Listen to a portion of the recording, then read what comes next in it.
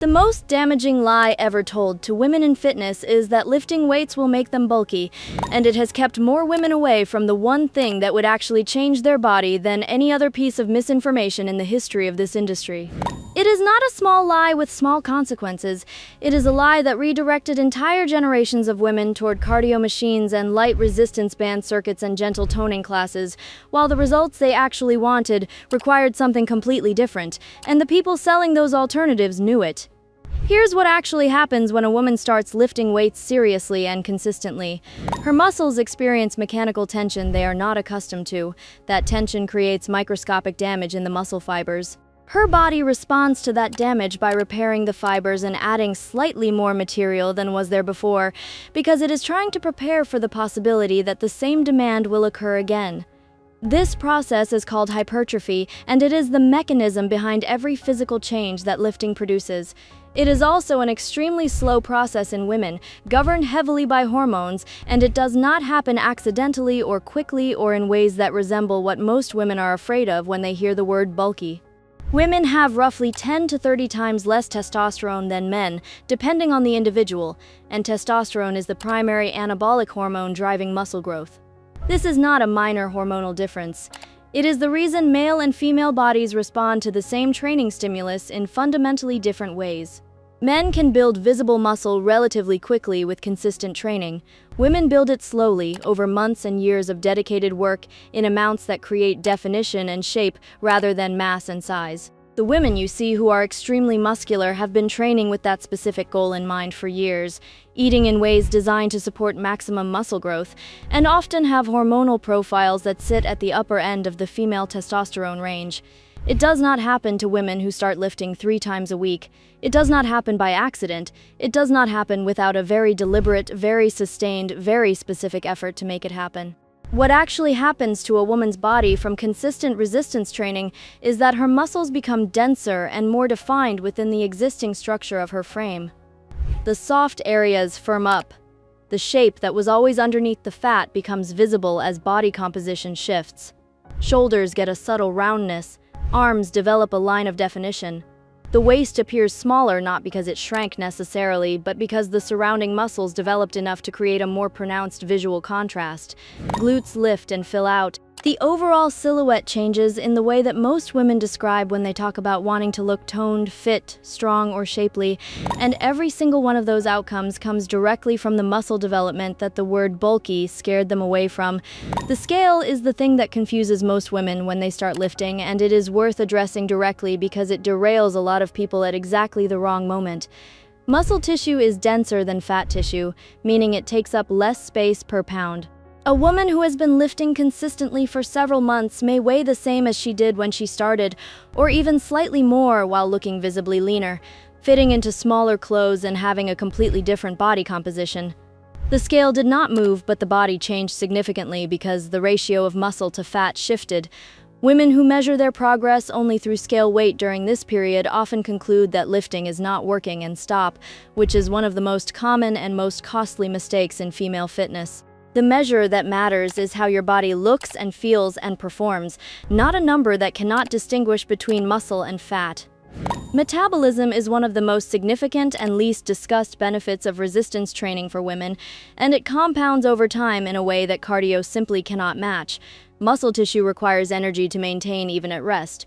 Every pound of muscle your body carries increases the number of calories you burn throughout the day without any additional activity.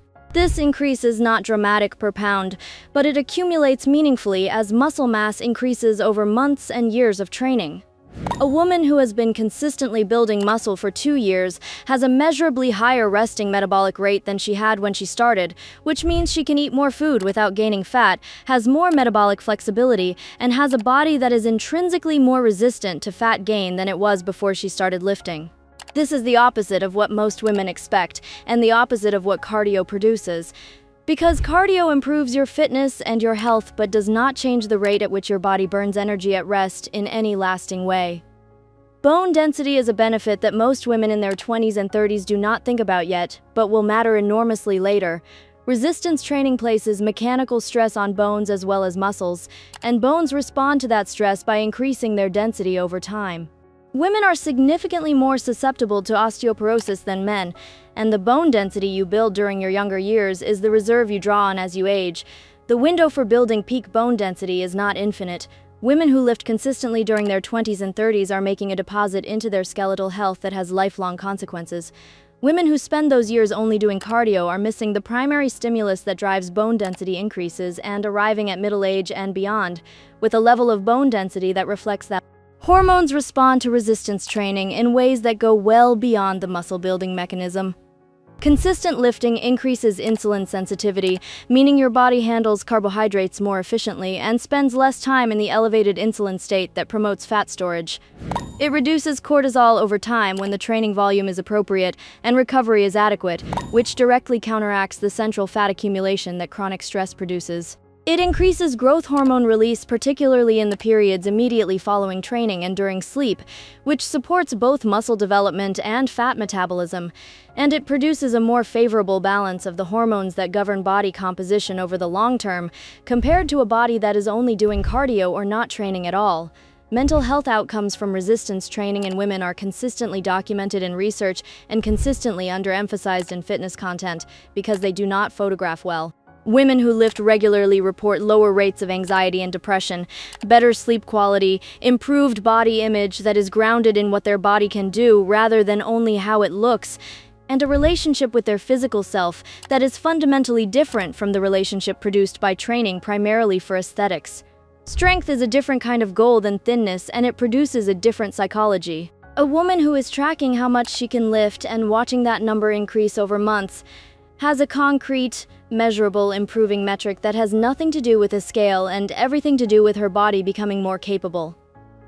That shift in orientation changes the entire experience of fitness from something you do to your body to something you do with it.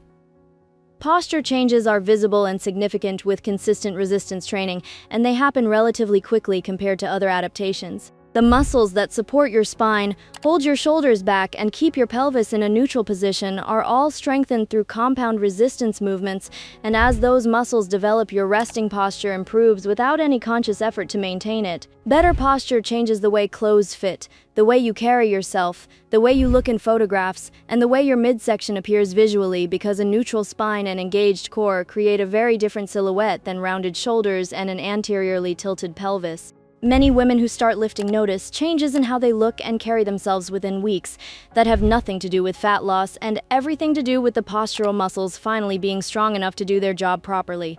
The fear of getting bulky from lifting weights is a fear of something that would require years of deliberate effort and specific nutritional support to achieve, and that the overwhelming majority of women training with normal programs and normal nutrition will never experience regardless of how consistently they train. What women actually get from lifting weights is a firmer, more defined, more capable body with a faster metabolism, better hormones, stronger bones, improved posture, and a relationship with fitness that is grounded in something more durable than the number on a scale.